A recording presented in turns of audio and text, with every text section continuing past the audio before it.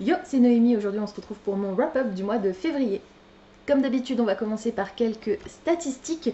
J'ai commencé le mois de février avec 202 livres dans ma pile à lire. Il y en a 7 que j'ai sortis pour les lire.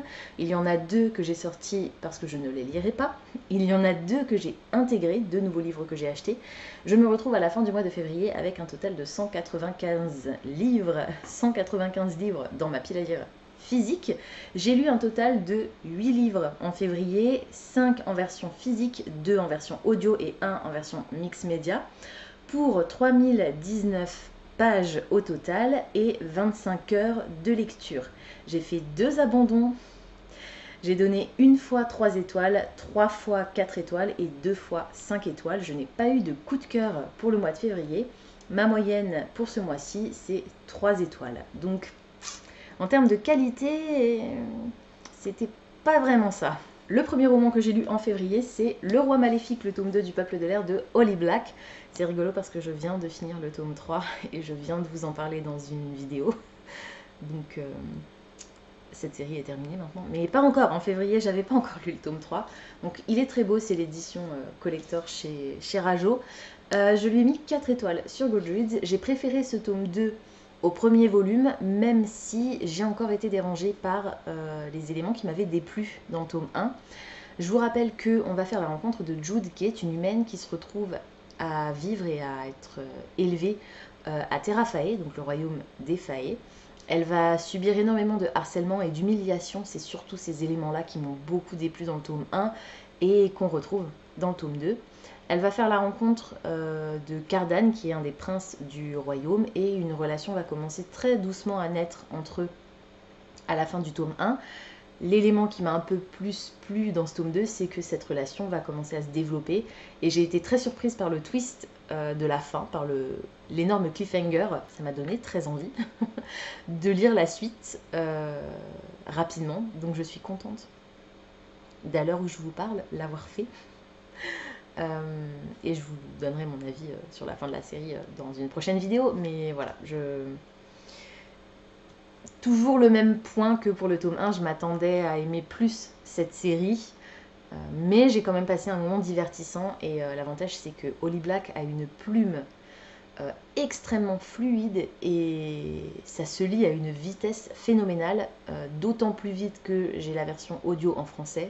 Donc c'est toujours un chouette, rapide, divertissant moment de lecture. Donc c'est plutôt une bonne lecture, même si j'en attendais plus. Mais voilà, mes attentes étaient un peu réduites du fait que j'avais pas autant aimé le tome 1 que ce que j'aurais voulu. Donc voilà, je m'attendais pas forcément à apprécier beaucoup plus celui-ci. Je l'ai un peu plus aimé.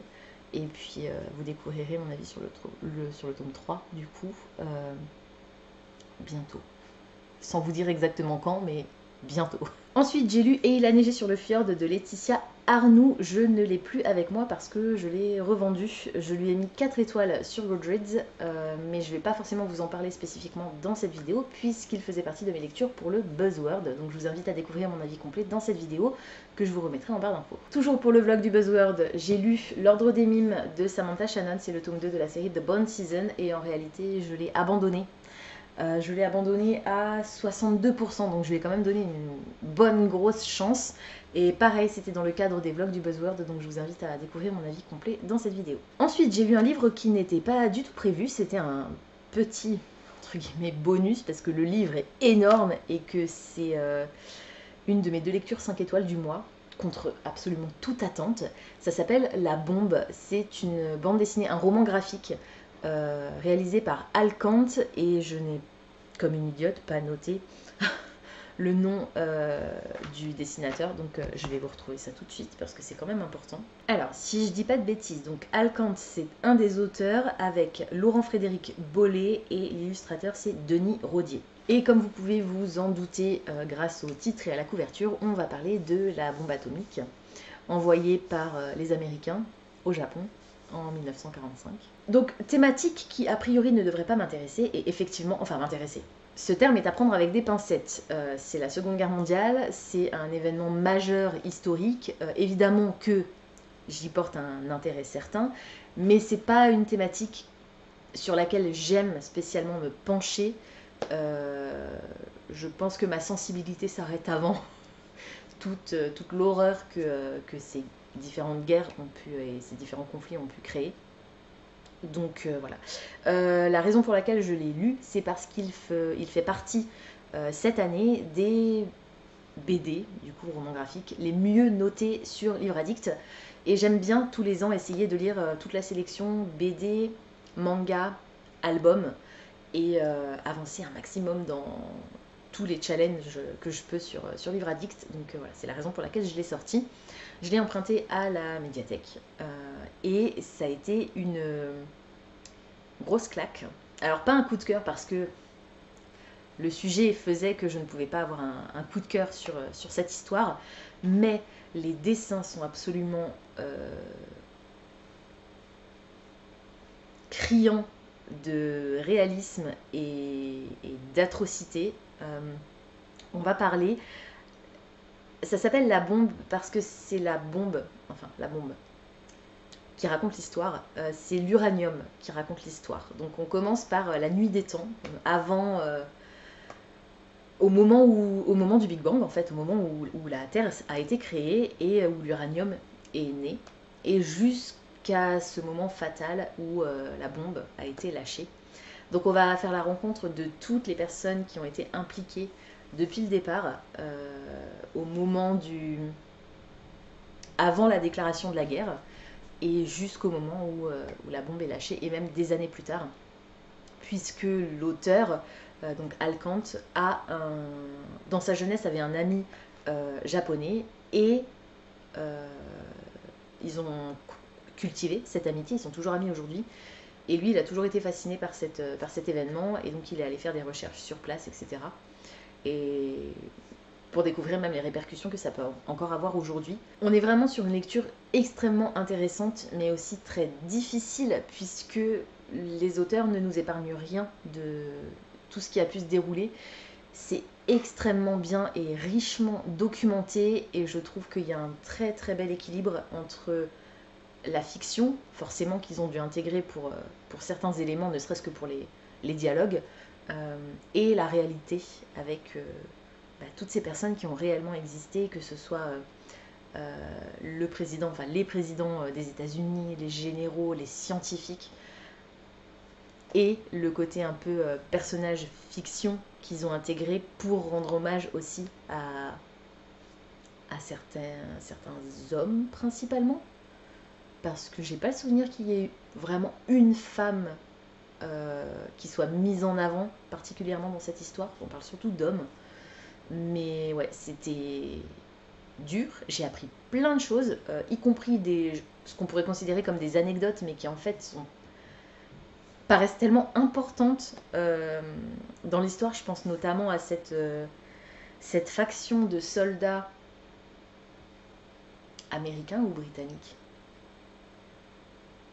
Je dirais américains, mais j'ai un doute maintenant, peut-être britanniques quand même, qui sont allés en Norvège pour détruire l'usine que les Allemands avaient réquisitionnée pour créer eux-mêmes leurs propres bombes et essayer de stabiliser l'uranium, etc. Si ce groupe de soldats n'avait pas été là pour ça, peut-être que les Allemands auraient réussi à construire leur bombe atomique. Donc, c'est des éléments dont je ne me souviens pas avoir entendu avant. Pareil, il y a une histoire aussi de bateaux et de soldats américains,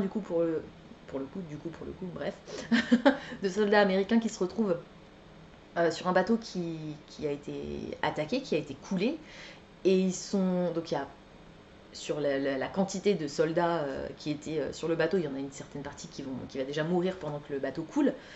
Mais après ça, ils ont été victimes d'une attaque de requins, et c'est l'attaque de requins la plus meurtrière de toute l'histoire de l'humanité, je crois. Tellement il y a eu de morts en termes de quantité en très peu de temps, parce que les Américains n'ont pas été sauvés tout de suite, en fait.